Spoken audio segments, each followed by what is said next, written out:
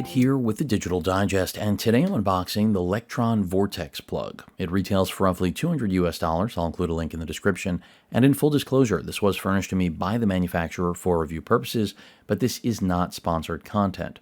So with that said, if like me, you own an EV that isn't a Tesla, but the manufacturer of your EV has inked a deal with Tesla to give you access to their supercharger network, then you probably want to pick one of these up. Whether you have, a Ford, a Rivian, a GM, whoever your manufacturer is, they likely are joining this compatibility list, which means having one of these in your EV is a must, because you never want to be in a situation where you can't charge because you simply don't have something like the Vortex plug on board. So again, at $200, this is going to open up your charging world. If you're looking to do road tripping, this is ideal. Many of you maybe don't think you need it, but I would still argue having it is essential, because you never want to be in a position where you cannot charge and keep moving simply because you don't have one of these in your frunk or trunk or glove or wherever you plan on storing it. So let's go ahead and get this out. Lectron also sent me a home charging station that I will be covering as well. And this really is the beginning of me covering more EV-centric stuff, because I've watched the EV market for over a decade, closer to around 15 years, and I finally decided to dive in. So I will likely end up reviewing the EV that I went with, discussing why I chose it and why I feel the EV market is finally mature enough that it is practical for people who really don't even have an interest in EVs, or at least they think they don't, in my opinion, until they actually have the pleasure of driving not just an EV, but a really good one. And frankly, Tesla has been occupying that space for a little too long, not necessarily being a really good one. So there is the Lectron adapter. Black on black here, not the best for contrast purposes, but what I can tell you immediately is this is a heavy-duty adapter. So essentially all you're going to be doing is connecting this to your charge port on your EV of choice, and then this port will be left exposed so that the Tesla charging station can just hook right in. You're not going to go to the Tesla charger and hook this up and add extra weight. No. You're just going to plug this in.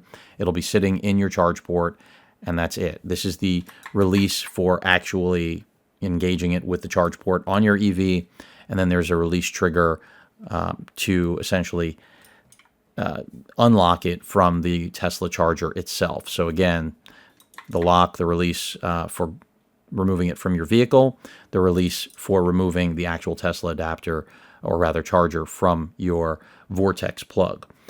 So good to see heavy-duty materials. And part of the reason that I have this from Lectron to use, review, and test out is specifically because when I took delivery of my car, which is a GM product, I was looking for the official GM adapter. And I asked the dealership, I went through all the applicable channels, but no one could help me. And so with that said, this was a perfect opportunity for a third-party manufacturer like Lectron to step up to the plate, and, well, there you have it. So this is why, really just an absence of GM being able to deliver. This is the beauty of having competing products in an open marketplace like this, that we have options from manufacturers like Lectron. So we'll see how it works. I will have to get out to a Tesla Supercharger, which actually, ironically, there are not that many where I live. There are, I would say, equal parts DC charging stations like ChargePoint compared to Tesla. So for me, that's beneficial.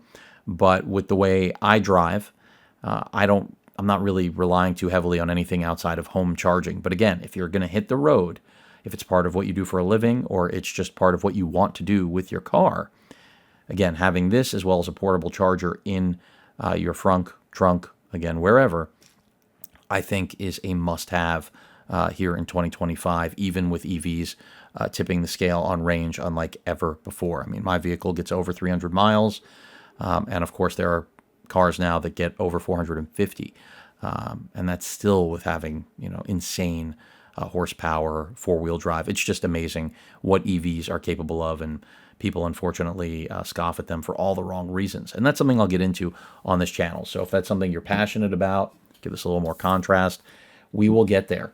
But that rounds things out for the Lectron Vortex plug unboxing. Any questions or comments, please feel free to post them.